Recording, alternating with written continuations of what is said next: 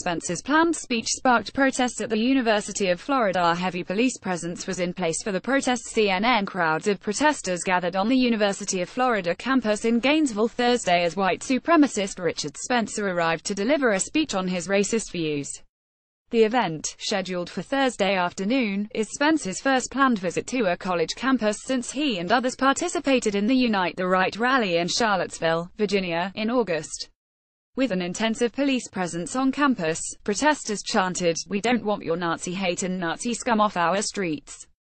The anti-Spencer protesters, who vastly outnumbered the supporters, carried signs against fascism, neo-Nazis and white supremacy. University and local officials were concerned that Thursday's event could become violent, and have taken considerable steps to prevent that. On Monday, Florida Gov. Rick Scott declared a state of emergency for Alachua County, where the university is located, to enable law enforcement agencies to work together more efficiently. He also made a provision for the National Guard to be activated if necessary. "I find that the threat of a potential emergency is imminent," Scott said in the executive order declaring the state of emergency. The event puts the university in the middle of an ongoing debate about what constitutes protected speech and the extent of its limits. Spencer is the president of the National Policy Institute, and a leader of the white supremacist movement that advocates for a white awakening and a white state. University of Florida President W. Kent Fuchs denounced Spencer's white supremacist platform as abhorrent in a letter to students, but said the school could not stop him from renting the Phillips Center for the event. Fuchs told CNN there will be more police on campus Thursday than at any time in the university's history. "It's not going to feel like a research university for 50,000 students, and the whole purpose of that is to keep people safe," he said. Alachua County Sheriff's Office spokesman Chris Sims said the office used the lessons of Charlottesville in planning for the Florida event.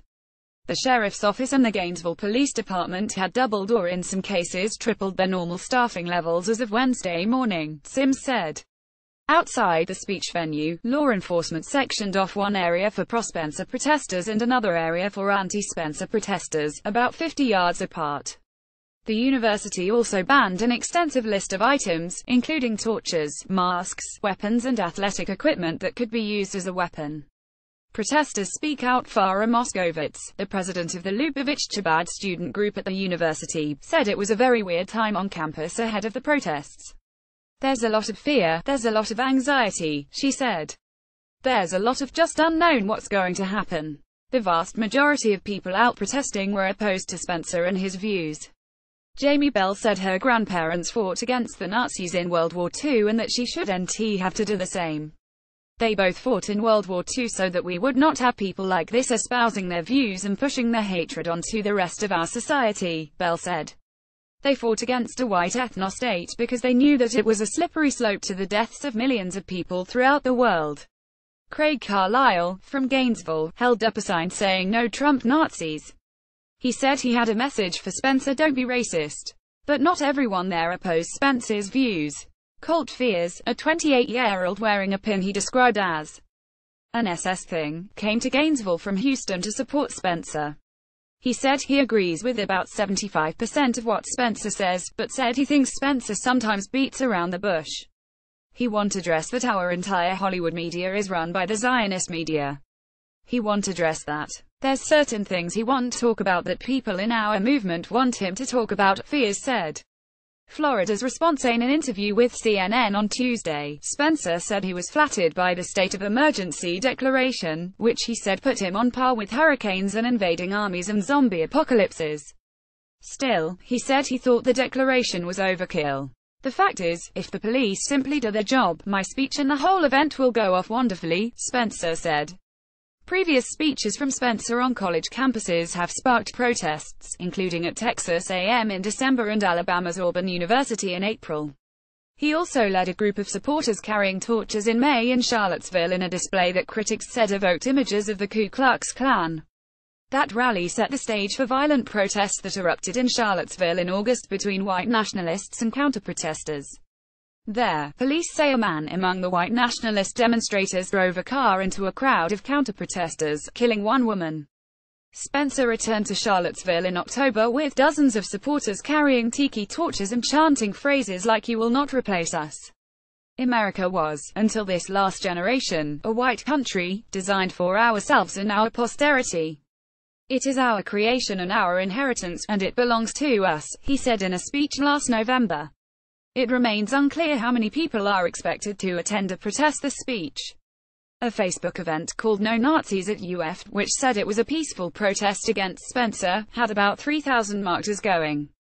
Fuchs, the university president, advised students to shun Spencer and to speak against his message of hate and racism. UF has been clear and consistent in its denunciation of all hate speech and racism, and in particular the racist speech and white nationalist values of Mr. Spencer, Fuchs said. I personally find the doctrine of white supremacy abhorrent and denounce all forms of racism and hate. By law, the school must pay for the additional cost of security. Given the heightened concerns, the school is providing extra security that exceeds $600,000, Fuchs said. That cost will essentially be passed on to taxpayers, which Fuchs said was unfair. I really don't believe that's fair that the taxpayer is now subsidizing through these kind of events the security and having to subsidize his hate speech, he said.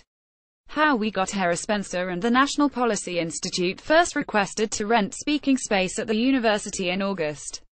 After violent white nationalist protests broke out in Charlottesville, the University of Florida administration denied the National Policy Institute's initial speaking request, citing specific threats of violence. As a public university, Florida is prohibited from stopping the event based on the contents or views of the speech, Fuchs said. The university provided a permit for Spencer to speak, but the event is unaffiliated with the school, and no student groups sponsored the speech or invited Spencer, the university said. Still, Fuchs did take one positive lesson from what he called Spencer's anti-American message.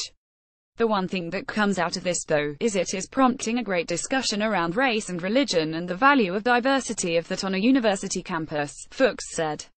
CNN's Rosa Flores, Kevin Conlin, Tina Burnside and Intizar Serraj contributed to this report.